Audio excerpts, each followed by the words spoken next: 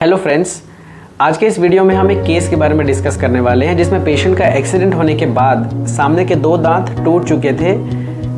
अब आप खुद सोचिए कि अगर सामने के 2 दांत टूट जाएं तो पेशेंट का घर से निकलना बहुत मुश्किल हो जाता है, जॉब पे जाना मुश्किल हो जाता है, खाना पीना, स्माइल करना, प्रोनाउंसिएशन, हर चीज़ में इम्पैक्ट पड़ता है। तो ऐसे केसेस में क्या करवाना चाहिए, आज के इस वीडियो में हम वही डिस्कस करने वाले हैं। दोस्तों, I am doctor Ankit Singh, oral and maxillofacial surgeon and implantologist from doctor Singh dental hospital, Tatyapara Chowk, Raipur, Chhattisgarh. चलिए वीडियो स्टार्ट करते हैं।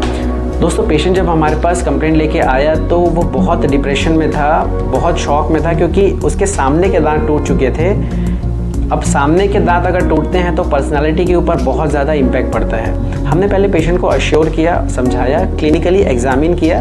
एग्जामिन करके पता चला कि पेशेंट का सिर्फ ऊपर के क्राउन पोर्शन टूटा है, जड़ पोर्शन अभी भी वहीं पे है। एक्सरे करके कंफर्म हो गया। ट्रीटमेंट में हमने पहले पेशेंट को 2 ऑप्शन दिया, या तो ब्रिज करवा सकते हैं वहाँ पे या फिर इम्प्लांट करवा सकते हैं। पेशेंट ने ब्रिज का ऑप्शन चुना। अब जब ट्रीटमेंट हमने किया, वहाँ से दांत निकाला, क्लिनिकली तो मसूड़े भी कुछ भी वहाँ पे नो साइंस ऑफ इन्फ्लेमेशन थे। तो हमने दांत निकाला, जड़ निकाला और आजू बाजू वाले दांतों की घिसाई करके वहाँ पे हमने इम्प्रेशन ले लिया। इम्प्रेशन लेके हमने लैब भेज दिया। लैब से जब दांत बन के आया तो हमने नेक्स्ट डे पेशेंट को दांत दे दिया।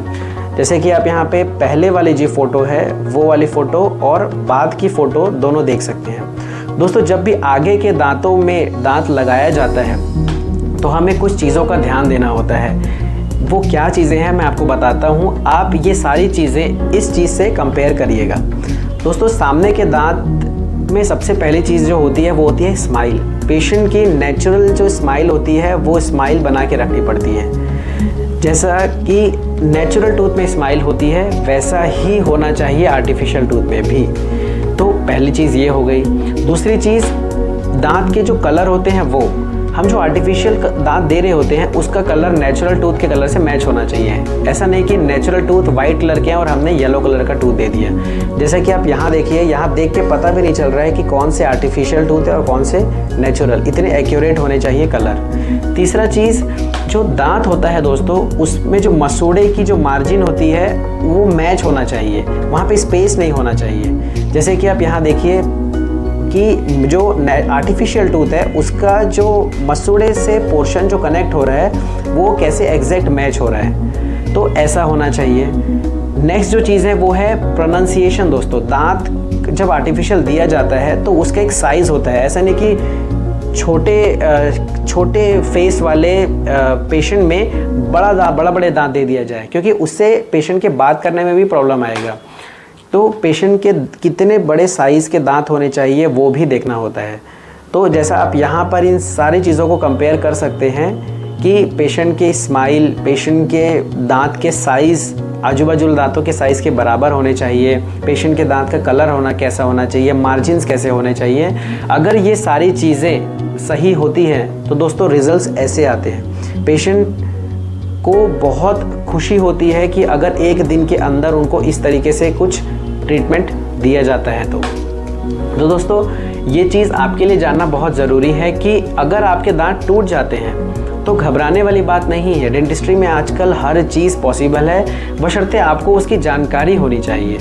तो दोस्तों, अगर आप लोग भी ऐसा कुछ फेस करते हैं अपने में या अपने दोस्तों में, अपने रिलेटिव्स में, कहीं भी, तो घबराइए नहीं। आप डायरेक्टली हमारे दिए गए नंबर पे कांटेक्ट कर सकते हैं। आपको सही जानकारी के साथ सही इलाज भी किया जाएगा। ठीक है, तो दोस्तों ये था कुछ जानकारी। अगर आपके दांत टूट जाते हैं, सिर्फ एक्सीडेंट नहीं, किसी भी रीज़न से, तो क्या करवाना चाहिए और क्या क्या ऑप्शन हो सकता है आपके पास। इस केस में एक और ऑप्शन था जो हमने पेशेंट को दिया था, इम्प्लांट वाला। उस केस में क्या होता है कि दोस्तों, जो 2 दांत निकले थे वहीं पे 2 स्क्रू प्लेस कर दिया जाता है और उस स्क्रू के ऊपर दांत लगा दिया जाता है। दोनों पोर्शन में रिजल्ट्स बहुत अच्छे हैं, अपने अपने प्राइस रेंज के अकॉर्डिंग दोनों बेस्ट हैं। तो आप जो भी ट्रीटमेंट करवाना चाहें करवा सकते हैं, यह आपके ऊपर डिपेंड करता है। तो दोस्तों, ये थी कुछ जानकारी दांत निकलने के बाद क्या करवाना चाहिए उसकी। आई होप दोस्तों आप लोगों को ये जानकारी अच्छी लगी होगी। प्लीज़ अगर ये जानकारी अच्छी लगी है तो इस वीडियो को शेयर करें, लाइक करें एंड अपने दोस्तों में भेजें, अपने फ्रेंड्स को दिखाएं, अपने रिलेटिव्स को दिखाएं, ताकि आपकी नॉलेज बढ़े। क्योंकि दोस्तों आज के टाइम पे नॉलेज ही सबसे इम्पॉर्टेंट है, जानकारी ही सबसे ज़्यादा इम्पॉर्टेंट चीज़ है। तो चलिए दोस्तों, मिलते हैं नेक्स्ट वीडियो में। Thank you.